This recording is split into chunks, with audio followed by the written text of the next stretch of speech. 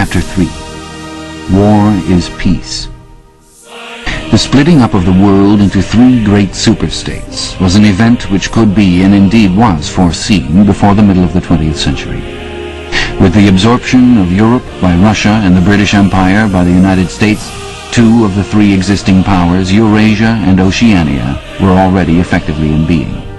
The third, Eastasia, only emerged as a distinct unit after another decade of confused fighting. The frontiers between the three superstates are in some places arbitrary, and in others they fluctuate according to the fortunes of war, but in general they follow geographical lines. Eurasia comprises the whole of the northern part of the European and Asiatic landmass from Portugal to the Bering Strait. Oceania comprises the Americas, the Atlantic Islands, including the British Isles, Australasia, and the southern portion of Africa. Eastasia, smaller than the others and with a less definite western frontier, comprises China and the countries to the south of it, the Japanese islands, and a large but fluctuating portion of Mongolia and Tibet. In one combination or another, these three superstates are permanently at war, and have been so for the past 25 years. War, however, is no longer the desperate, annihilating struggle that it was in the early decades of the 20th century. It is a warfare of limited aims between combatants who are unable to destroy one another, have no material cause for fighting, and are not divided by any genuine ideological difference. This is not to say that either the conduct of war or the prevailing attitude toward it has become less bloodthirsty or more chivalrous.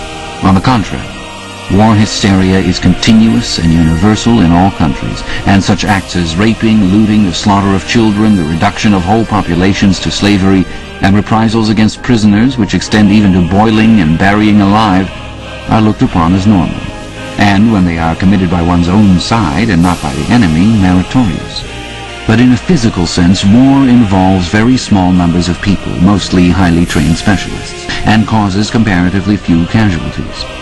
The fighting, when there is any, takes place on the vague frontiers whose whereabouts the average man can only guess at, or around the floating fortresses, which guard strategic spots on the sea lanes.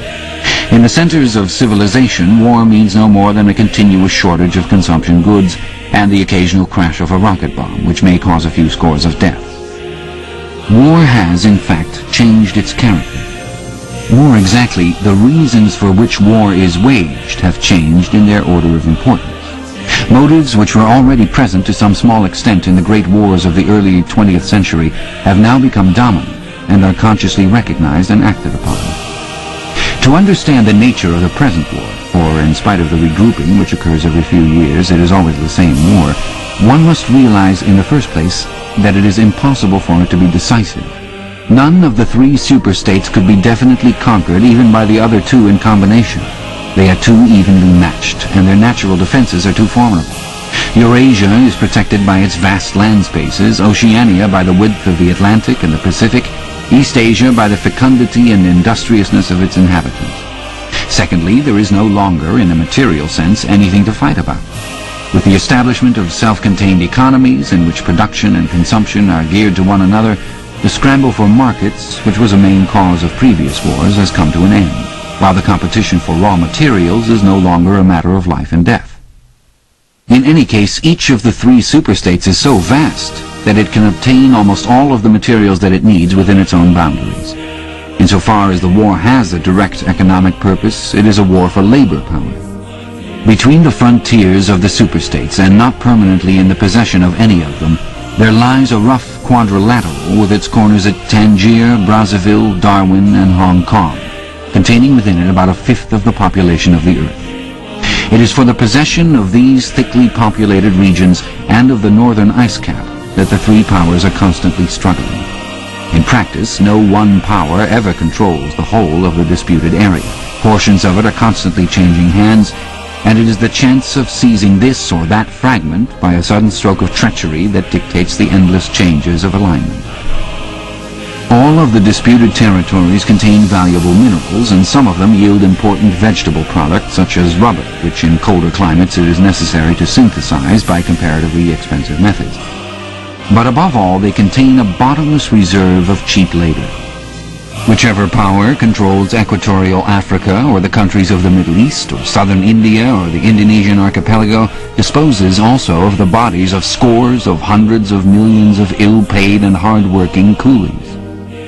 The inhabitants of these areas, reduced more or less openly to the status of slaves, pass continually from conqueror to conqueror, and are expended like so much coal or oil in the race to turn out more armaments, to capture more territory, to control more labor power, to turn out more armaments, to capture more territory, and so on indefinitely. It should be noted that the fighting never really moves beyond the edges of the disputed areas. The frontiers of Eurasia flow back and forth between the basin of the Congo and the northern shore of the Mediterranean. The islands of the Indian Ocean and the Pacific are constantly being captured and recaptured by Oceania or by East Asia. In Mongolia, the dividing line between Eurasia and East Asia is never stable. Round the pole, all three powers lay claim to enormous territories which in fact are largely uninhabited and unexplored. But the balance of power always remains roughly even, and the territory which forms the heartland of each superstate always remains inviolate. Moreover, the labor of the exploited peoples round the equator is not really necessary to the world's economy. They add nothing to the wealth of the world, since whatever they produce is used for purposes of war, and the object of waging a war is always to be in a better position in which to wage another war. By their labor, the slave populations allow the tempo of continuous warfare to be speeded up. But if they did not exist, the structure of world society and the process by which it maintains itself would not be essentially different.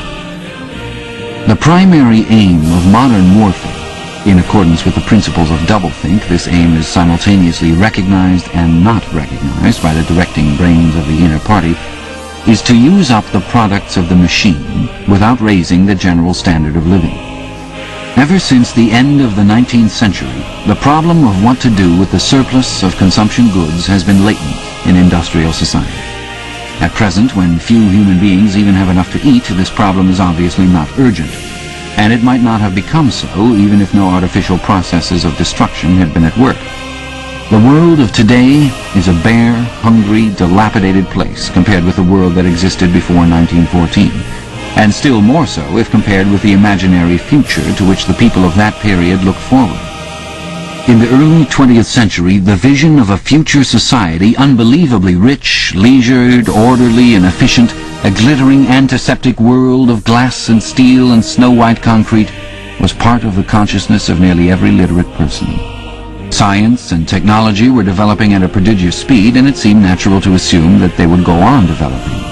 This failed to happen, partly because of the impoverishment caused by a long series of wars and revolutions, partly because scientific and technical progress depended on the empirical habit of thought, which could not survive in a strictly regimented society.